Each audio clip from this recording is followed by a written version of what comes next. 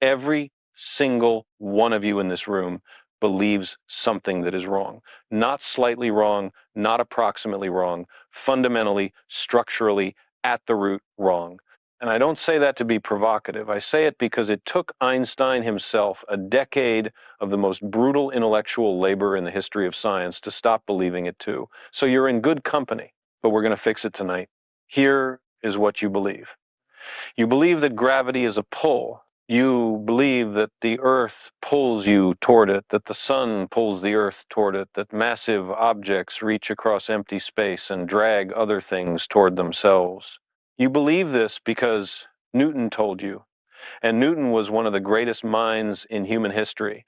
And his equations they work so well that we use them to land men on the moon, to slingshot probes around Jupiter, to predict the positions of planets centuries in advance. So when I tell you that Newton was wrong, not approximately wrong, not wrong at the margins, but wrong about what gravity actually is, your instinct is to push back. Good, push back. Because the answer is stranger than anything you're going to want to accept, and the only way through it is to argue. Here is what gravity actually is. Gravity is not a force. Gravity is not a pull. Gravity is what happens when time is not flowing at the same rate everywhere. Gravity is geometry. Gravity is the shape of time. And if you can sit with that sentence for a moment, if you can resist the urge to nod politely and move on, I promise you that by the time we're done, the universe will look different to you than it did when you walked in here. Not poetically different, physically different. The architecture will have changed. Now let me start from the ground, because this is too important to skip steps on, and I have watched too many physicists skip steps on it, and every time they do, they lose the audience at exactly the wrong moment, the moment when the audience was actually ready to understand something real. Newton published his law of universal gravitation in 1687. It said that every mass attracts every other mass with a force proportional to their masses and inversely proportional to the square of the distance between them. F equals g times m over r squared. It was a staggering achievement. It unified the motion of the moon with the fall of an apple, and nobody had ever done anything like that before. The cosmos and the kitchen, the same equation, that's extraordinary. And I want you to feel how extraordinary it is before I start pulling it apart. But here is what Newton himself admitted he could not explain: the mechanism. How does the Earth know the sun is there? How does the sun's influence travel across 93 million miles of empty vacuum to tug on our planet? Newton called it action at a distance, and he was deeply uncomfortable with it. In his own letters, he wrote that the idea that one body could act upon another at a distance through a vacuum without the mediation of anything else was so great an absurdity that no man who has in philosophical matters a competent faculty of thinking could ever fall into it. He said that the man who wrote the law of gravity thought the mechanism behind it was an absurdity. He did the math anyway because the math worked, and he left the question of why to posterity. Posterity turned out to be Albert Einstein. And Einstein did not solve Newton's problem by finding the mechanism of the force. He solved it by eliminating the force entirely. Let me give you the key experiment, and I want you to take this experiment seriously because everything rests on it. The experiment is this: take an elevator, put it in outer space, far from any gravitating body, and accelerate it upward at exactly 9.8 meters per second squared. Now stand inside it. What do you feel? You feel weight. Your feet press against the floor. If you drop a ball, it falls, or rather, you accelerate upward to meet it. If you shine a flashlight horizontally across the elevator, the beam curves downward, or rather, the elevator accelerates upward while the light travels in a straight line, and the floor meets the beam at a lower point. Everything you feel, everything you measure inside that elevator is identical to what you would feel standing in a gravitational field of 9.8 meters per second squared. There's no experiment you can do inside that elevator with no windows that will tell you whether you are accelerating in empty space or sitting still in a gravitational field. None. This is the equivalence principle. Einstein called it the happiest thought of his life. Now go the other direction. Take a second elevator.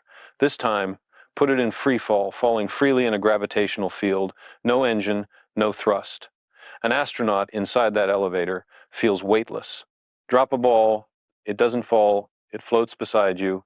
The light beam goes straight, locally, and I mean locally, in a small enough region of space, over a short enough time, everything looks exactly like flat, empty, gravity-free space. The International Space Station is in free fall around the Earth. The astronauts inside are in free fall. They float not because there is no gravity. The Earth's gravity at that altitude is about 90% as strong as it is on the surface, but because they are falling freely within it. Gravity locally can be made to vanish entirely. It can be transformed away. What does that tell you? It tells you that gravity is not a fundamental thing in the same way that, say, electromagnetism is.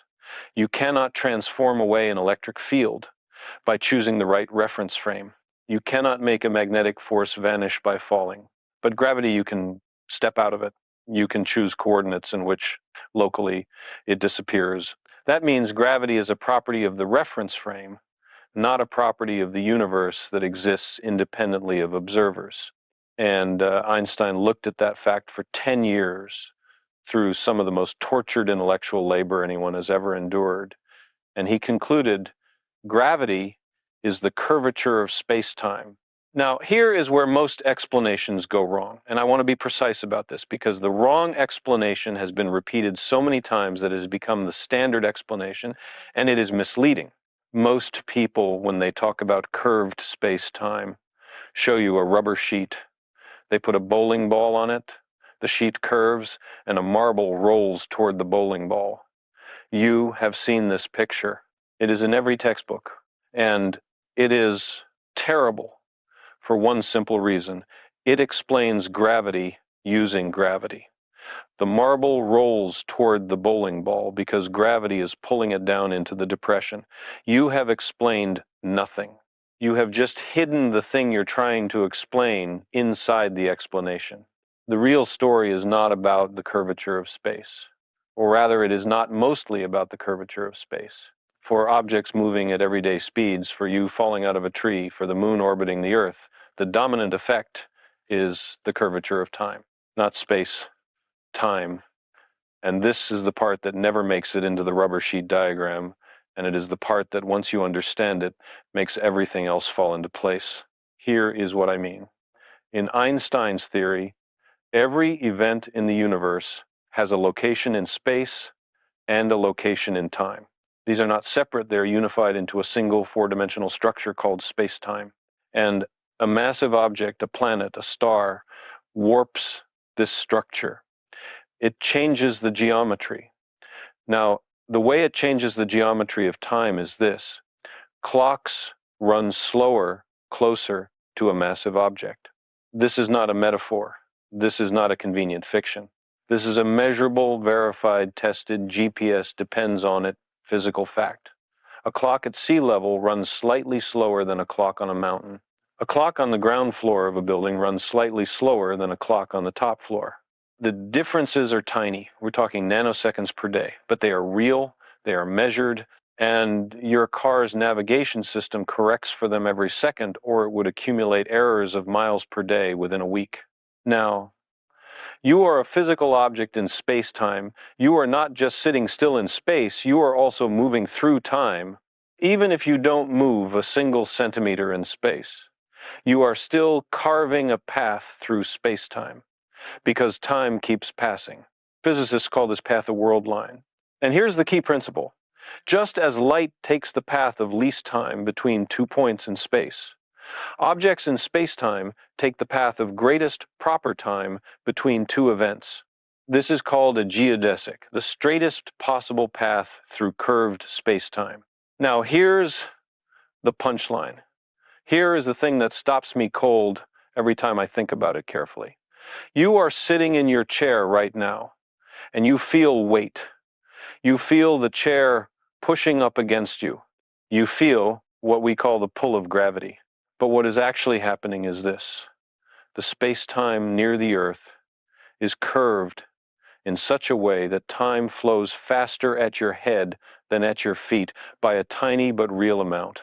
The geodesic, the path of greatest proper time curves toward the Earth's surface. A free-falling object follows that geodesic. It is in inertial motion. It is not being pulled by anything. It is following the most natural straight path through curved space-time. You, sitting in your chair, are not in free fall. You are being pushed off the geodesic by the normal force of the chair.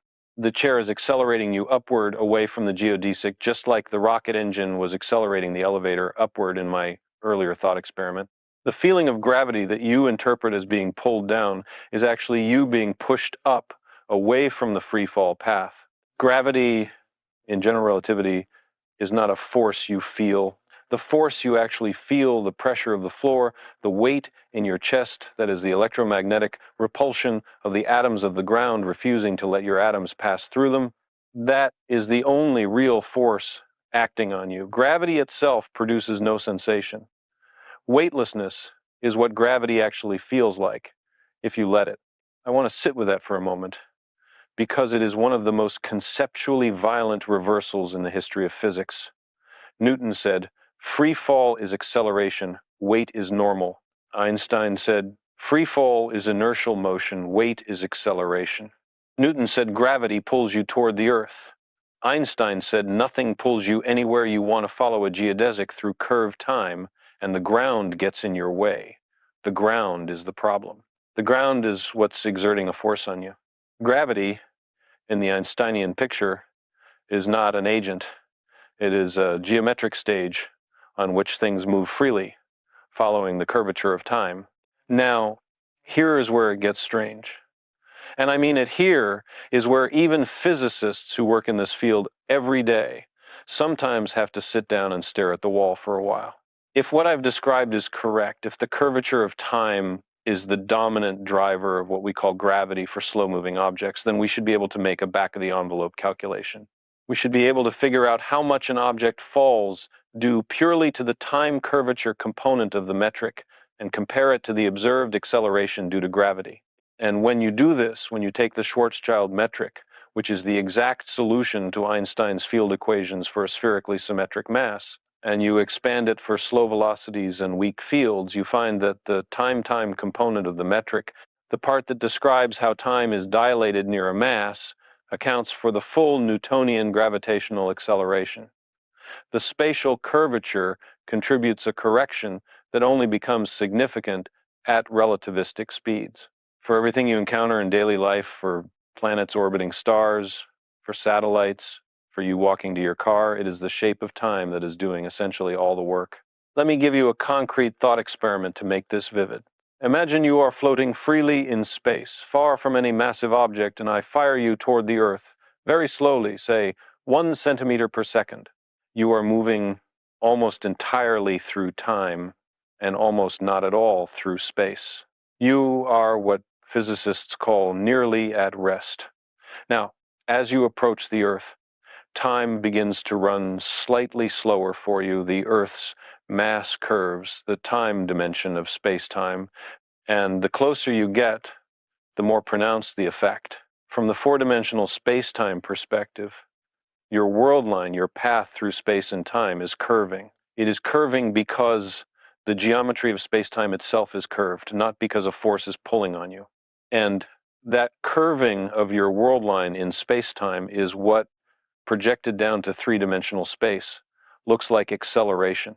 It looks like falling. You are not being grabbed. You are following a curved road through a curved landscape, and from the outside, that looks exactly like what Newton described as gravitational attraction. Now, here is the piece that I find not just intellectually beautiful, but genuinely unsettling. The degree to which mass curves time, the relationship between the presence of energy and matter, and the geometry of space-time is encoded in Einstein's field equations. And these equations, which Einstein derived in November of 1915 inches, what he later called the most strenuous and anxious weeks of his life, are in some sense the most compact and powerful statement about physical reality that any human being has ever written down. In a line, the curvature of space-time on the left side of the equation is set equal to the distribution of energy and matter on the right side. Geometry equals matter and energy. The shape of space and time is determined by what fills it, and what fills it moves according to the shape. I want to tell you something about that month, November 1915, because it is one of the greatest and also most fraught episodes in the history of science, and I think it matters. Einstein had been working on general relativity for a decade. He had the physical intuition, the equivalence principle, the idea that gravity was geometry, but the mathematics was brutal. He needed a new kind of geometry, Riemannian geometry, which he had to essentially learn from scratch in middle age, with help from his friend Marcel Grossman, and he was getting it wrong. He published an incorrect version of the field equations in 1913, realized they were wrong, and spent 2 years in an agony of revision. Meanwhile, the mathematician David Hilbert, who had learned about the problem from Einstein, was working on it independently. In November 1915, they were in a race. Einstein submitted his final correct field equations on November 25th. Hilbert submitted his derivation 5 days earlier. But when historians examined Hilbert's original submission, the actual galley proofs from November 20th, they found that the final form of the equation was not in the original. It had been added later, after Hilbert had seen Einstein's version. This was not a scandal. Hilbert was a great man and never claimed the discovery. But it illustrates how close, how agonizing, how contingent that moment was. General relativity might have been Hilbert's relativity. The shape of the next century of physics hung on a few days in November. And the irony, the beautiful, maddening irony, is that when Einstein published his equations, he didn't know they were right. He suspected they were right. He had tested them against the precession of Mercury's orbit, which Newton's theory had always gotten slightly wrong, 43 arcseconds per century of unexplained drift, and his new equations predicted it exactly. That was powerful evidence. But the real test came in 1919, when Arthur Eddington led 2 expeditions to observe the total solar eclipse and measure whether starlight bent around the sun by the amount Einstein's theory predicted. Newton's theory also predicted bending but half as much as Einstein.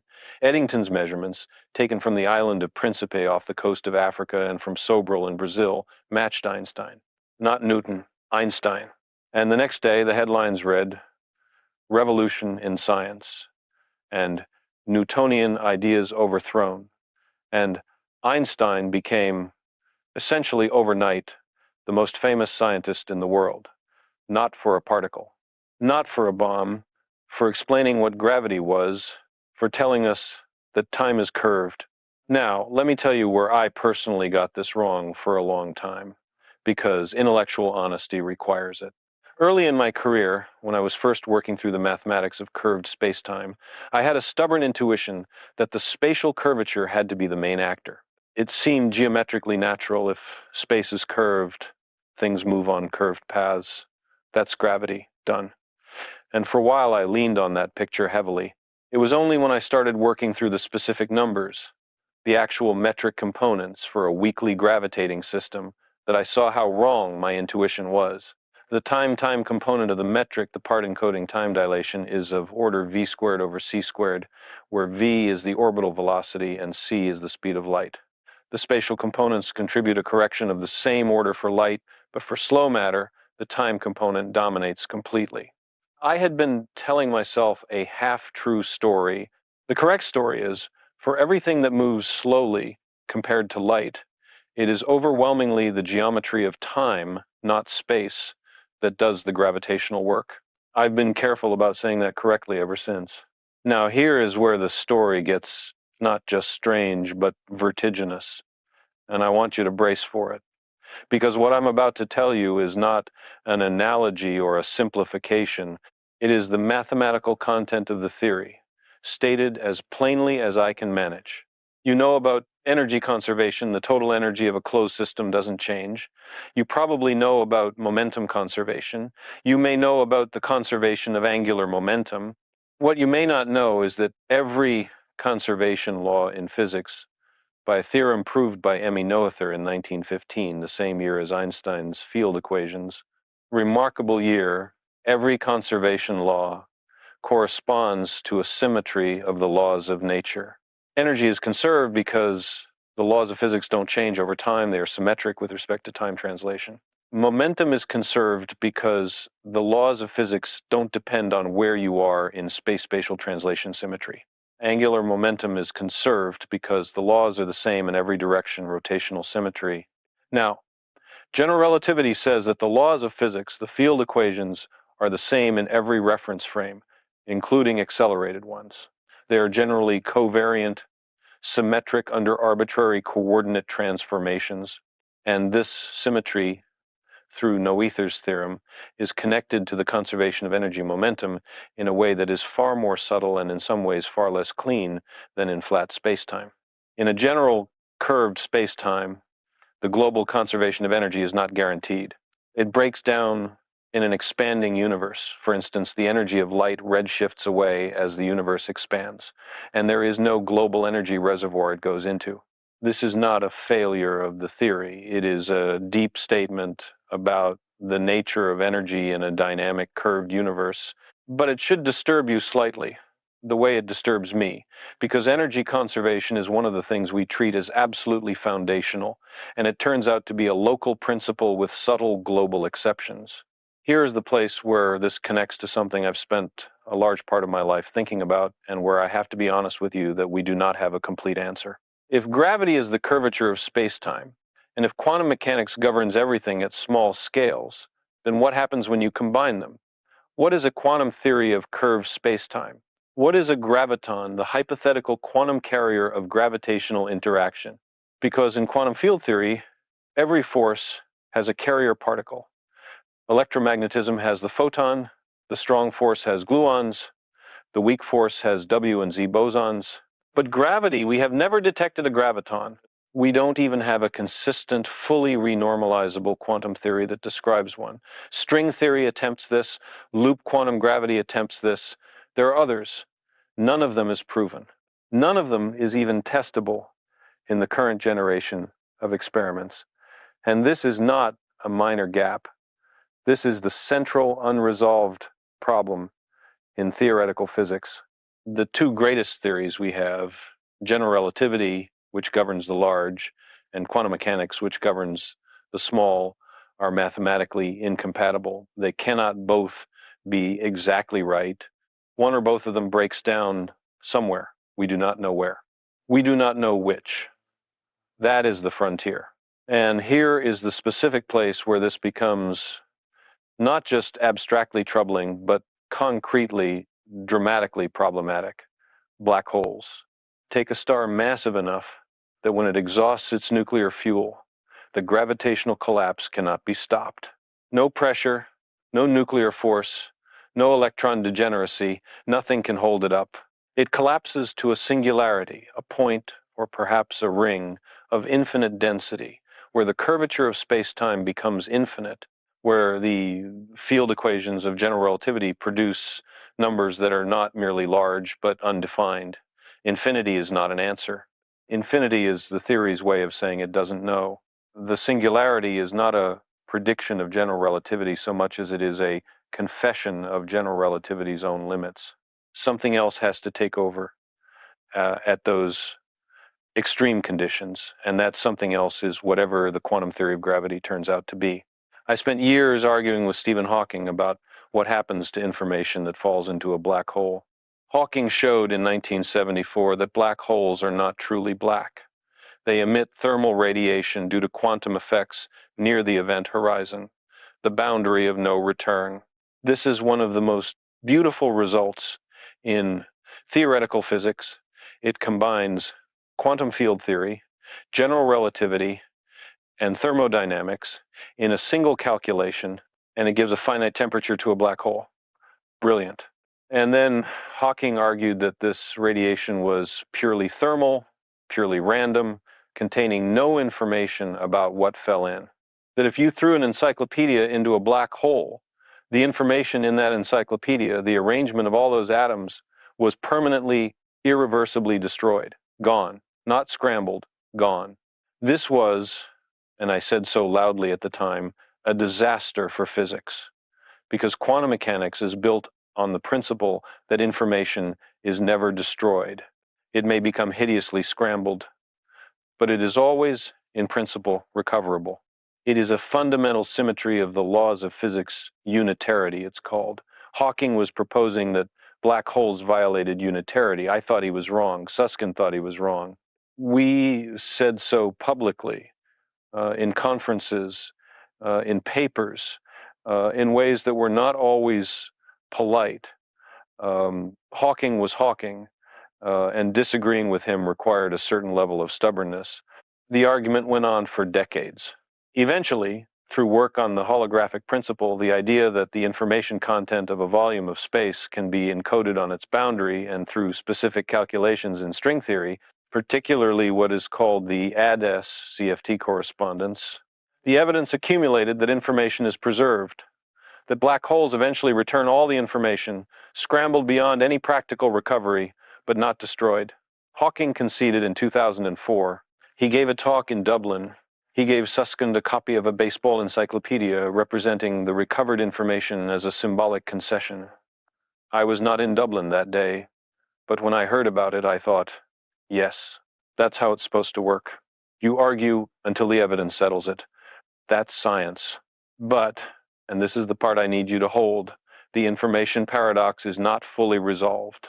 Not truly. We know information must be preserved because unitarity must hold. We have strong evidence from the holographic principle that it is preserved, but the precise mechanism by which information escapes from a black hole, encoded in the Hawking radiation, the actual dynamical story of how a black hole converts its swallowed encyclopedia into outgoing thermal radiation that can, in principle, be decoded, that mechanism is not fully worked out. There is recent work by Pennington and by Almheri and their collaborators using something called the island formula, which suggests that after a certain time, the page time, the entanglement entropy of the radiation begins to decrease, consistent with information escaping. This is real progress, but it raises new questions faster than it answers old ones, because the places where this computation works, the islands, are inside the black hole, and how information gets from inside the event horizon to outside is, in any local causal operational sense, deeply unclear. We are still in the middle of this argument. I find that not frustrating, but exhilarating, in the specific way that a man in his 70s finds exhilarating the knowledge that the most important problems are still open. Let me bring this back to where we started, because I don't want you to lose the thread. We began with the question of whether time creates gravity.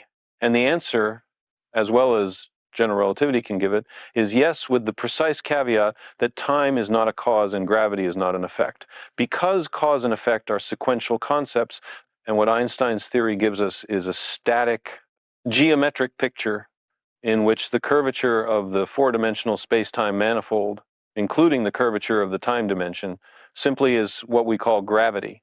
It's not that time flowing creates a gravitational force.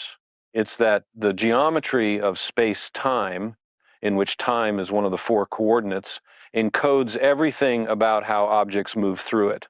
The presence of mass and energy curves the manifold. The curvature of the time dimension dominates the motion of slow-moving objects, and that dominance is what Newton's equations were accidentally capturing, correctly, for the wrong reasons, for 2.5 centuries. Now, here is the piece I want to leave you with, and this is where I ask you to really stay with me. The deep question raised by everything we've discussed is not just, what is gravity? The deep question is, what is space-time? What is it made of? Is it a fundamental ingredient of reality, or does it emerge from something more basic? In classical general relativity, space-time is a smooth manifold. It has a geometry, a metric, a curvature, but it is not made of anything. It is the stage, and everything else, matter, fields, energy, plays on the stage. But quantum mechanics does not work that way. In quantum mechanics, fields are quantized. They are made of discrete quanta, of particle-like excitations. If space-time is a field, and in some sense it is, then shouldn't it also be quantized? Shouldn't there be a minimum length, a minimum time below which the notion of geometry breaks down entirely? Most approaches to quantum gravity suggest yes. The Planck length, about 10 to the power of negative 35 meters, is the scale at which quantum fluctuations of space-time become order 1 effects. Below that scale, the smooth geometry of general relativity presumably dissolves into something foam, spin networks, strings, discrete causal sets, we don't know what.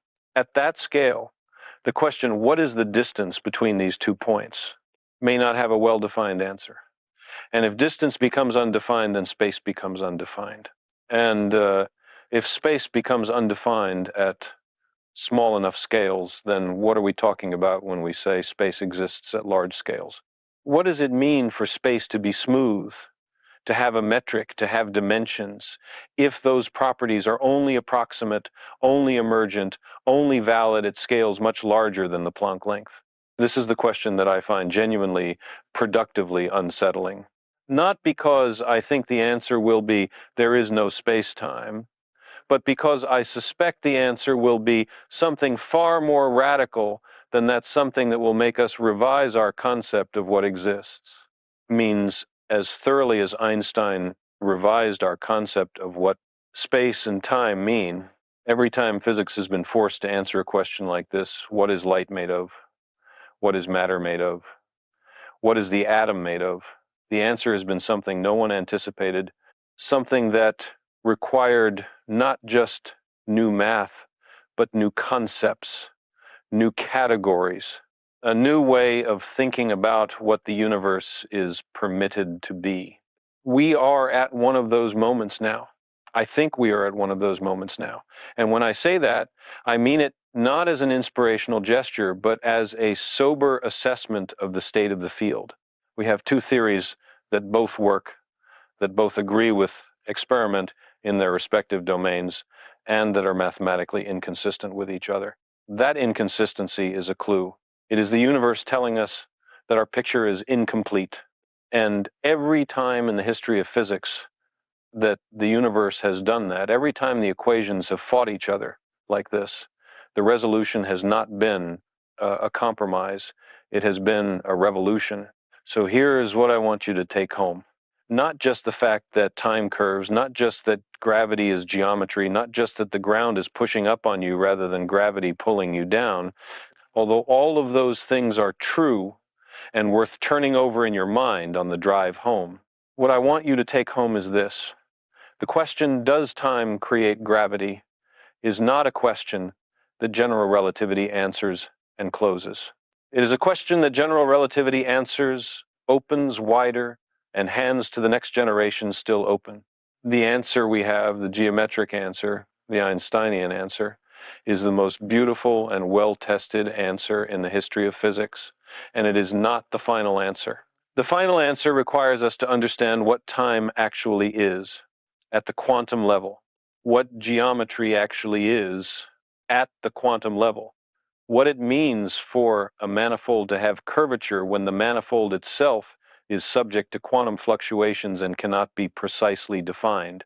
Nobody in this room knows the answer to that question. I don't know the answer to that question, and that is not a failure, that is the actual situation. And the actual situation is always the right place to start. Don't let anyone hand you a tidy bow on this. The bow is a lie. The problem is open, the ground is uncertain, and the next revolution in physics is waiting for whoever is willing to sit inside that uncertainty long enough to find the crack in it. That's always been how it works. That's always been the only way it works.